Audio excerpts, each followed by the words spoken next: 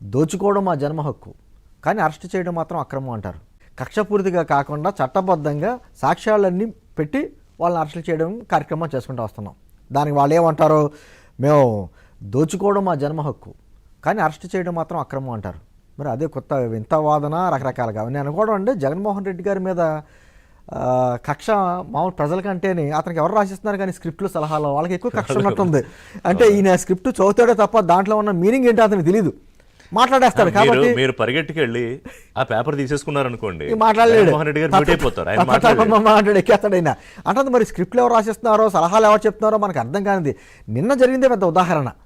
వాడు ఏమంటాడు చూడండి, గంజాయి వ్యక్తులను కూడాను ఏదో వయసులో ఉన్నప్పుడు కొన్ని తప్పులు చేస్తుంటారు, కొన్ని కేసులు ఉంటే దాన్ని మాత్రమే అలా అరెస్ట్ చేస్తారా, అలా అలా కొడతారా, కేసులు ఉన్నాయి వాళ్ళ మీద, బోల్డ్ అదే పెట్టింది ఆలహాయంలో జరిగినాయి కదా.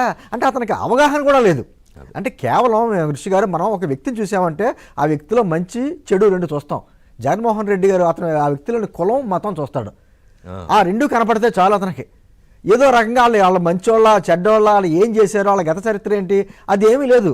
నేను అనుకుంటానంటే ఒక దొంగోడి మనసు ఇంకో దొంగోడికే తెలుస్తుంది. అలాగా ఒక ఇటువంటి వ్యక్తుల మనసు అటువంటి వ్యక్తిగా తెలుస్తుంది.